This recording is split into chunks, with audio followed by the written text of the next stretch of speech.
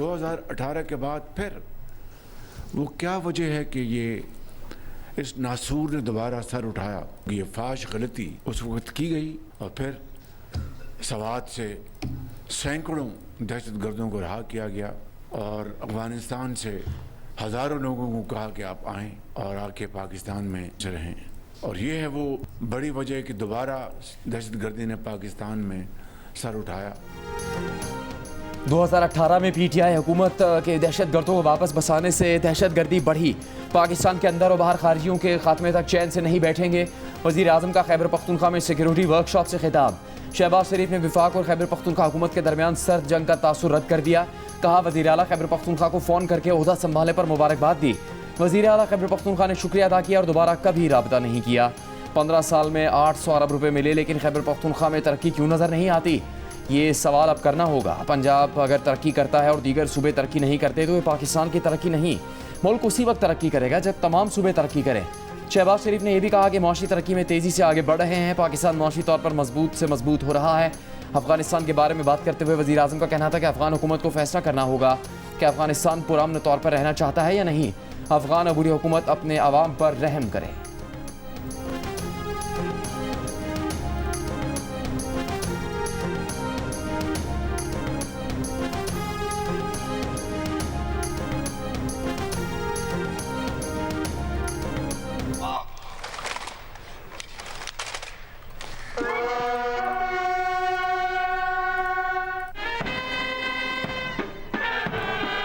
Pakistan police force जिंदाबाद, Pakistan armed forces and law enforcement agencies all पाइंदाबाद and Pakistan हमेशा जिंदाबाद। फील्ड मार्शल आसिम मुनीर का कहना है कि मजबूत और अवाम दोस्त पुलिस दाखिली सलामती के लिए नागुज़ीर है। कानून और अमन का निफाज पुलिस की मुकद्दस अमानत है। मुसल्लह फ़ौज हमेशा पाकिस्तान पुलिस के शाना बशाना खड़ी रहेंगी। फील्ड मार्शल का नेशनल पुलिस अकेडमी इस्लामाबाद का दौरा। पुलिस शहदा की यादगार पर फूल रखे। फातिहा ख़ानी की। दहशतगर्दी, जराइम और सिक्योरिटी चैलेंजेस के खिलाफ जदोजहद में पुलिस एहलकारों की कुर्बानियों को सराहा। ISPR के मुताबिक फील्ड मार्शल ने पुलिस अफसरान से खिताब में बैनुल इदारा जाती ताउन और जदीद पुलिसिंग की अहमियत पर जोर दिया। अवामी एतमाद को कानून नाफिज करने वाले इदारों की बुनियाद करार दिया।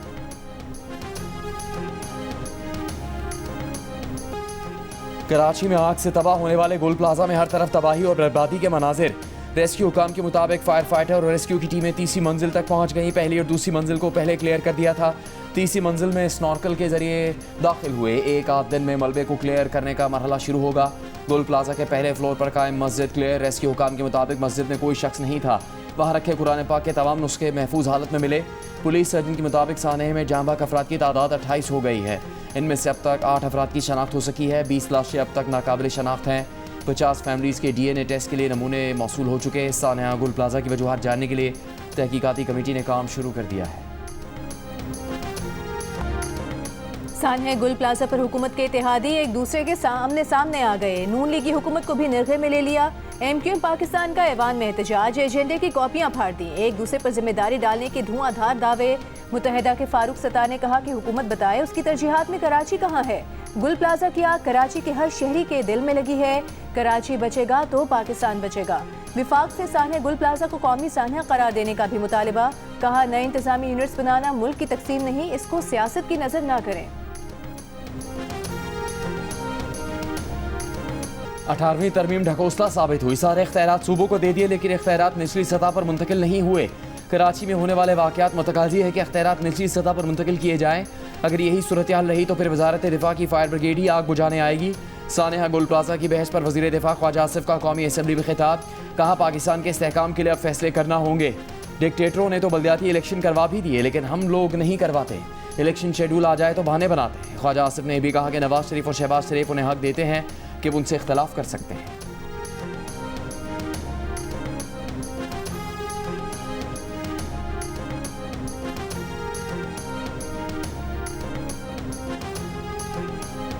इसको मैं कोई, आप इसको इस तरह से ना लें कि मैं कोई डिफेंड कर रही हूँ। आग है, आग जब लगती है तो कैलिफोर्निया जैसे मुल्क में जंगल से निकल के घरों को लाइन से लपेट में लेती हुई चली जाती है। आग जब लगती है तो स्काई रिजॉर्ट न्यूजीलैंड में 40 लोग जो हैं वो उनकी डेथ हो जाती है और दर्जनों जख्मी होते हैं और फिर ये पता चलता है पता नहीं कब से ऑडिट भी नहीं हुआ था। ये आग है, हमें देखना चाहिए। हफीज सेंटर में साल में 3 दफ़ा लग चुकी है। लाहौर में ज़रूरी नहीं है कि जब हादसा हो तो मिनिस्टर या चीफ मिनिस्टर पहुंचे, क्योंकि फिर उसका प्रोटोकॉल लगता है। असल बात होती है रेस्क्यू करना, वहाँ पे रेस्क्यू की चीज़ें भेजना। हादसा हो तो वजीर आला और वज़रा का पहुंचना लाजमी नहीं। पीपल्स पार्टी की शहरा रजा का कौमी असेंबली में जवाब। कहा, आग जब लगती है तो कैलिफोर्निया जैसे जंगलात से निकलकर घरों तक पहुंच जाती है। न्यूजीलैंड जैसे मुल्क में भी 40 लोगों को मार देती है। लाहौर के हफीज सेंटर में 3 बार आग लग चुकी है। अब्दुल कादिर पटेल ने तोपों का रुख मुत्तहिदा की तरफ मोड़ दिया। कहा, आप भी हर बार पीपल्स पार्टी के साथ हुकूमत में शामिल रहे। पीपल्स पार्टी पर जिम्मेदारी आती है तो आप पर भी आती है। गुल प्लाजा की 1 मंजिल की मंजूरी थी, उसे बानी MKM के गार्ड ने जबरन बढ़ाया।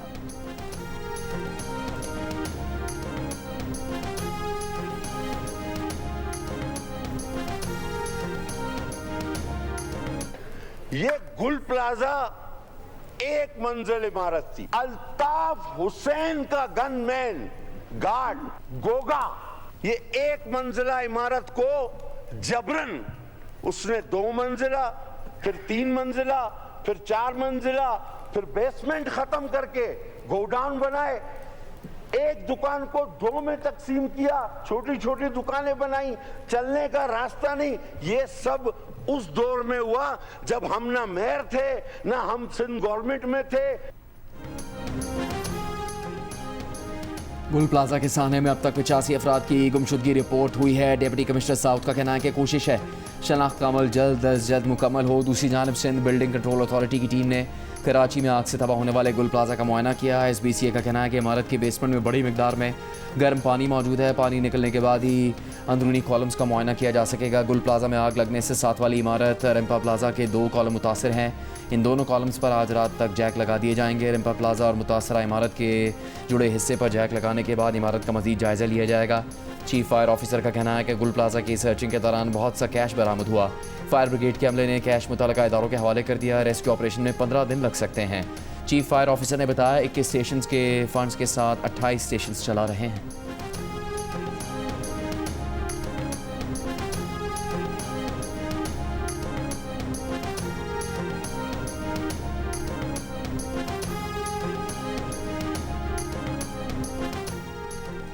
गुल प्लाजा में नए आने वाले बच्चे की तैयारी के लिए शॉपिंग करने गए उमर नबील, उनकी अहलिया डॉक्टर आयशा, 14 साल के बेटे अली का अब तक कोई सुराग न मिल सका। लापता शख्स के भाई मोहम्मद राहिल ने GNU से गुफ्तगू करते हुए बताया कि भाभी 9 माह की हामिला थी। फैमिली बच्चे और घर के लिए खरीदारी करने गई थी।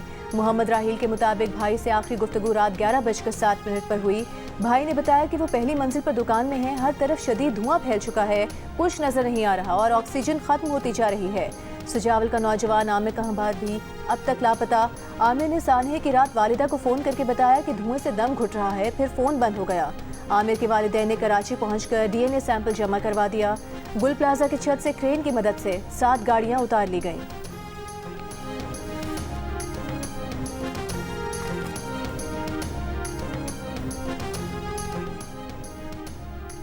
राजा नासिर अब्बास सेनेट में कायदे हिज़्ब इख्तिलाफ मुकर्रर। चेयरमैन सेनेट यूसुफ रज़ा गिलानी ने ऐलान कर दिया, नोटिफिकेशन जारी। सेनेट इजलास में PTI अरकान के नारे। वज़ीर कानून आज़म नज़ीर तारड़, राना सनाउल्लाह, तारिक फजल चौधरी ने नासिर अब्बास की नशिस्त पर आकर उन्हें मुबारकबाद दी। ऐवान से खिताब में राजा नासिर अब्बास ने कहा, पाकिस्तान की सिक्योरिटी और कौमी मफाद के लिए जो भी हुआ किरदार अदा करेंगे। मुल्क में सियासी बहरान है, इसके खात्मे का एक हल है, बानी PTI को रिहा किया जाए। पार्लियामेंट को सियासी कैदियों की रिहाई की बात करनी चाहिए। आप माफ़ी का ऐलान कर दें, इससे हुकूमत को फ़ायदा होगा। गुज़श्ता रोज़ कौमी असम्बली से पहले खिताब में अपोजिशन लीडर महमूद खान अचकज़ई ने कहा कि मुल्क मुश्किल हालात से गुजर रहा है, मुजाहिरों और अवामी तहरीकों का मुतामिल नहीं हो सकता। ऐवान को पाकिस्तान की पॉलिसियों का असल मरकज़ बनना चाहिए।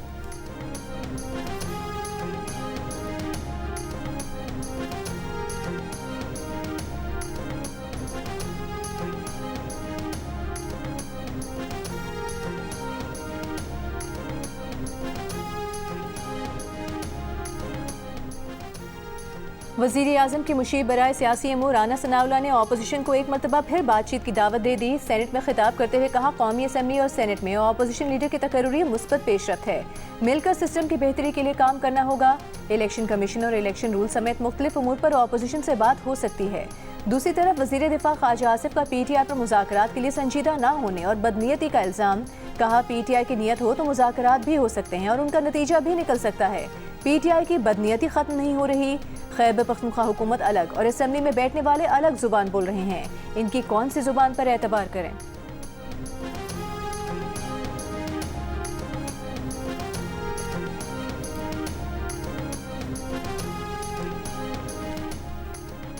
रहनुमा तहरीक इंसाफ बैरिस्टर गौहर का कहना है कि उन्होंने chief justice Islamabad high court से दोबारा मुलाकात की कोशिश की। मुलाकात के लिए 3 घंटे इंतजार किया मगर वो मसरूफ़ थे। डिवीजन बेंच के बाद एक मरतबा फिर जाएंगे, कोशिश करेंगे तारीख लेकर जाएं।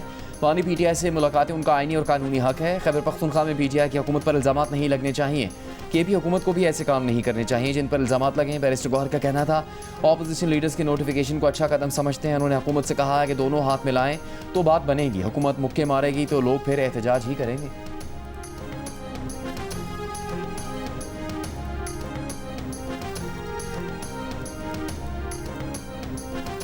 पाकिस्तान तहरीक इंसाफ ये समझती है कि नेशनल एक्शन प्लान पे मुकम्मल तौर पर अमल दरामद होना चाहिए।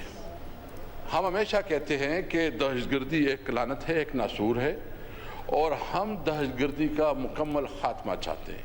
केपी या फाटा क्यों जल रहा है? ये पीटीआई की पॉलिसीज और हुकूमत की नालायकी की वजह से जल रहा है। आधे से ज्यादा केपी में सीटीडी नहीं है, फोरेंसिक लैब नहीं है, सेफ सिटीज पेशावर जैसे शहर में चौथा हिस्सा नहीं मुकम्मल किया। खैबर पख्तूनख्वा से दहशतगर्दी क्यों खत्म नहीं हो रही? सूबे की सारी क़यादत को बिठा कर पूछ लें। तहरीक इंसाफ के असद कैसर की विफाकी हुकूमत को खुली पेशकश। ये भी कहा कि पीटीआई दुश्मनी है तो आप खैबर पख्तूनख्वा की दीगर जमातों से पूछ लें क्या आपकी इंसानियत ये है कि हमें गैर संजीदा करार दें। असद कैसर का नेशनल एक्शन प्लान पर मुकम्मल अमल दरामद का भी मुतालिबा। वज़ीर मुमलिकत तलाल चौधरी ने जवाबी सवाल उठाया कि खैबर पख्तूनख्वा में सीटीडी क्यों नहीं बनी? आपको किसने रोका कि काउंटर टेररिज्म पर अफवाज के साथ खड़े ना हो? कौमी असम्बली में खिताब करते हुए कहा कि पीटीआई की पॉलिसियों और सूबाई हुकूमत की नालायकी की वजह से खैबर पख्तूनख्वा जल रहा है। वज़ीर आज़म ने दहशतगर्दी पर इजलास बुलाया लेकिन वज़ीर आला वहाँ नहीं आए।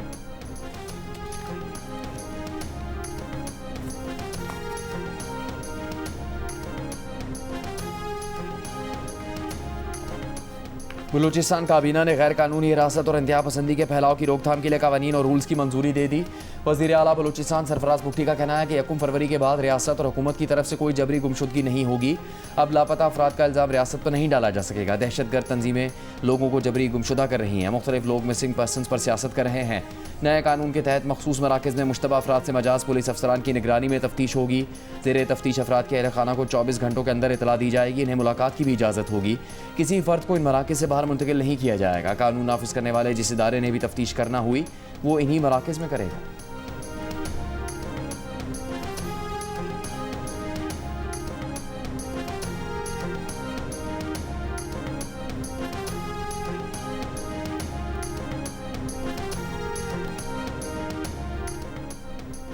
वज़ारत दिफा कायल करे कि मिसिंग पर्सन दहशतगर्द है। अगर है तो चाहे मिलिट्री ट्रायल करें या अपनी मर्जी की किसी अदालत चले जाएं। अपनी इज्जत और दयानतदारी खुद साबित करना होगी। इस्लामाबाद हाई कोर्ट का मिसिंग पर्सन उमर अब्दुल्ला के केस में सरकारी वकील और वज़ारत दिफा के नुमाइंदे से मुकालमा। जस्टिस मोहसिन अख्तर कियानी ने कहा तमाम इदारे मोहतरम हैं। वज़ारत दिफा बता दे ब्रीफिंग इन कैमरा होगी या open.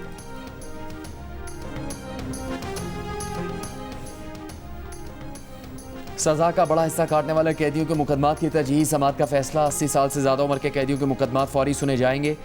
Chief justice Pakistan justice Yahya Afridi और सुप्रीम कोर्ट बार एसोसिएशन के वफ़द की मुलाकात में अहम फैसले।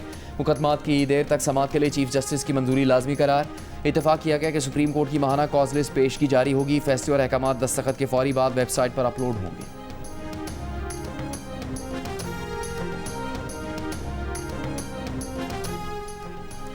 जो सड़क गली आप खोद रहे हैं उसका मुकम्मल प्लान आपके पास होना चाहिए। जो सड़क खोद रहे हैं, फुटपाथ खोद रहे हैं, साथ साथ बनाते जाएं। वज़ीर आला पंजाब मरीम नवाज के कमिश्नरों और डिप्टी कमिश्नरों से खिताब। कहा आवाम के लिए वॉकिंग ट्रैक बनाएं, ओपन एयर जिम बनाएं, फायर सेफ्टी सिस्टम्स को मजबूत बनाएं। शहरों में स्ट्रीट लाइट्स की तनसीब यकीनी बनाई जाए।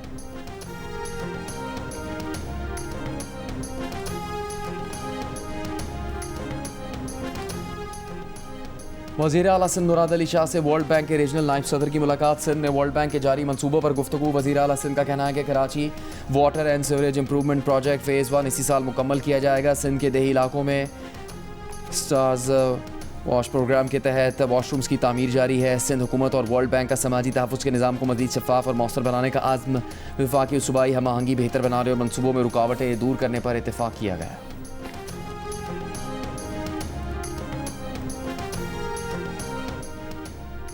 सेनेट के कायमा कमेटी दाखिला ने पैका तमीमी कानून इत्तेफाक राय से मंजूर कर लिया। सेनेटर अनुषा रहमान ने कहा, सोशल मीडिया प्लेटफॉर्म से काबिल एतराज़ मवाद हटाने का एक तरीक़ाकार होना चाहिए।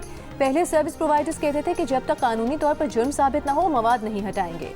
अगर सोशल मीडिया प्लेटफॉर्म्स PTA और NCCIA की दरख्वास्त पर काबिल एतराज़ मवाद नहीं हटाती तो क्या होगा? DG NCCIA ने कहा कि वो सोशल मीडिया प्लेटफॉर्म से ताउन की दरख्वास्त कर चुके हैं। वज़ीर मुमलिकत बराए दाखिला तलाल चौधरी ने कहा कि हम खुद सोशल मीडिया मुतासरीन में से हैं। दहशतगर्द पहले पिस्तौल इस्तेमाल करते थे, अब सोशल मीडिया इस्तेमाल करते हैं।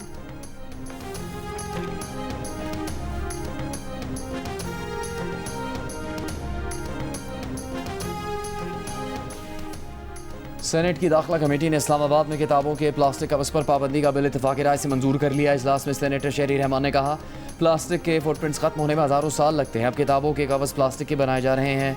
इस्लामाबाद के अंदर कम से कम किताबों के प्लास्टिक कवर्स पर पाबंदी आयद की जाए। DC इस्लामाबाद इरफान नवाज मेमन ने कहा, बिल की मुखालफत नहीं कर रहे, किताब की तारीफ में मैगजीन भी शामिल है।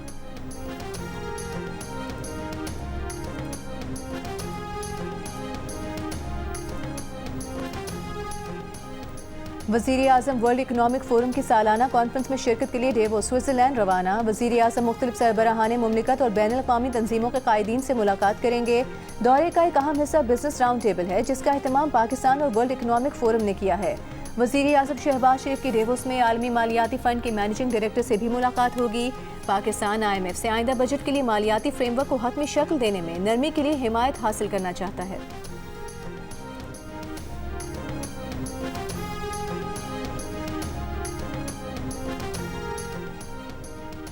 वज़ीर आला खैबर पख्तूनख्वा सुहेल आफरीदी का सानिया गुल प्लाजा पर वज़ीर आला सिंध को ख़त। सानिया गुल प्लाजा पर इज़हार अफसोस, कहा खैबर पख्तूनख्वा हुकूमत और आवाम की हमदर्दियाँ सिंध के आवाम के साथ हैं, गम की इस घड़ी में मुतासरीन के गम में बराबर के शरीक हैं।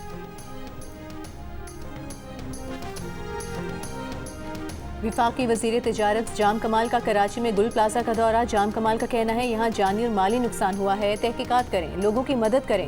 वफाकी हुकूमत हर लिहाज से मदद करेगी। वफाकी हुकूमत सिंध हुकूमत के साथ मिलकर अपनी जिम्मेदारी निभाएगी। जाम कमाल ने कहा कि बहुत बड़ा सानिया है, गवर्नेंस की खामियों को ख़त्म किया जाएगा, हमें आग बुझाने के आलात को जदीद करना होगा।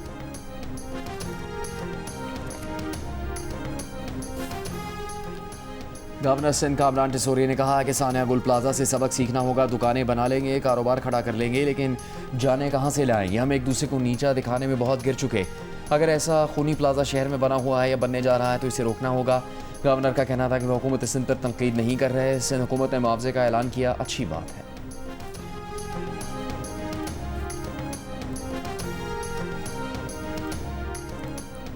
अमीर जमात इस्लामी हाफिज नईमुर रहमान का गुल प्लाजा में आग लगने के वाक़े की तहकीकात का मुतालबा। लाहौर में प्रेस कॉन्फ्रेंस करते हुए कहा कि पिछले दिनों बिलावल भुट्टो जरदारी ने 2.5 घंटे तक सिंध हुकूमत की कारकर्दगी बताई।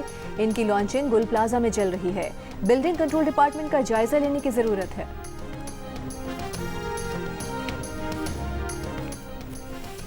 पाकिस्तान और इस्लामी तरक्याती बैंक के माबैन 38 करोड़ $38 के 3 कर्ज मुआहदों पर दस्तखत। IDB सक्खरता हैदराबाद मोटरवे मंसूबे के लिए $47 करोड़ $50 लाख की माली मावनत होगी। M6 सक्खरता हैदराबाद मोटरवे मुजवजा पेशावर कराची मोटरवे का अहम हिस्सा है। इंतहाई गरीब और सैलाब मुतासरा घरानों को गुर्बत से निकालने का प्रोग्राम शुरू करने का भी मुआहदा। प्रोग्राम का मकसद गरीब खानदानों को पायदार रोजगार और मुआशी खुदमुख्तारी फराहम करना है।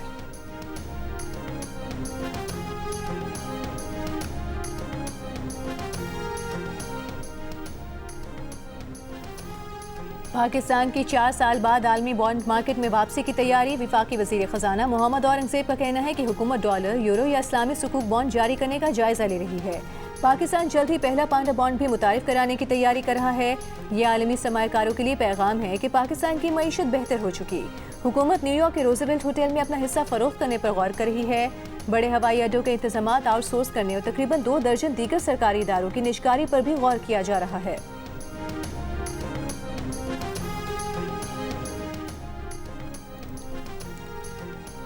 गजा में शदीद सर्द मौसम, ठंड की शिद्दत से 7 माह की शीरखार बच्ची जाँ बहक। शदीद ठंड से जाँ बहक बच्चों की तादाद 9 हो गई। मौसम सरमा में बुनियादी सहूलियात से महरूम लाखों फ़लस्तीनी खैमों में रहने पर मजबूर। इसराइली फ़ौज की गजा जगबंदी की खिलाफ वर्जियाँ भी जारी। जनूबी गजा में इसराइली ज़ेर कब्ज़ा इलाके में तोसी। खान यूनिस के शिमाल मशरक़ी इलाकों से फ़लस्तीनियों को निकलने का हुक्म दे दिया। दूसरी तरफ मुत्तहदा अरब अमारात ने अमरीकी सदर ट्रंप की अमन बोर्ड में शमूलियत की दावत कबूल कर ली।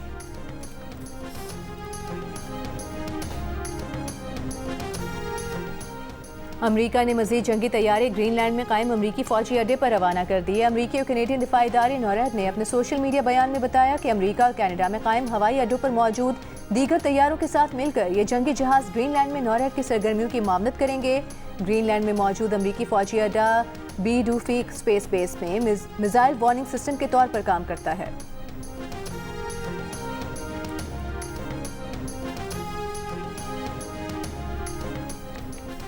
बांग्लादेश स्पोर्ट्स एडवाइज़र आसिफ नजरुल का कहना है कि भारत के कहने पर हम पर गैर मंतकी दबाव नहीं डाला जा सकता, ये कबूल नहीं करेंगे। भारत में खेलने के हवाले से मौक़िफ़ में कोई तब्दीली नहीं आई। आसिफ नजरुल का कहना था कि अगर ICC भारतीय दबाव के आगे झुकती है और हम पर दबाव डाला जाता है तो इस सूरत हाल हरगिज़ कबूल नहीं करेंगे। आसिफ नजरुल का कहना था कि T20 वर्ल्ड कप में बांग्लादेश की जगह स्कॉटलैंड को शामिल करने की खबरें दुरुस्त नहीं हैं। हमने हकीकी वजूहात की बिना पर वेन्यू तब्दील करने की बात की है।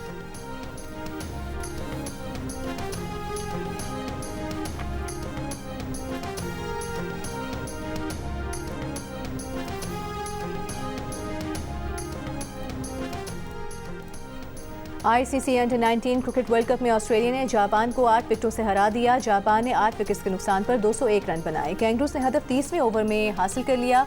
बांग्लादेश और न्यूजीलैंड के दरमियान मैच बारिश के सबब किसी नतीजे के बगैर खत्म हो गया। दोनों टीमों को एक एक पॉइंट मिल गया। इवेंट के मैचेस जियो सुपर और डिजिटल ऐप माइको से बराह रास्त नशर किए जा रहे हैं।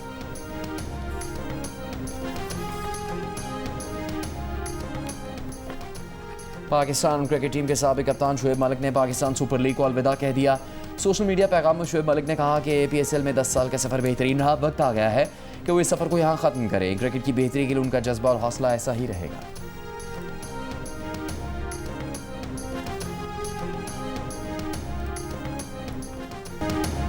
मारूफ गुलकार राहत फ़तेह अली खान ने दुनिया भर में शोज़ किए और रुखसती के गीत भी गाए। अपनी बेटी माहीन की रुखसती पर गाते हुए आंखें नम हो गईं।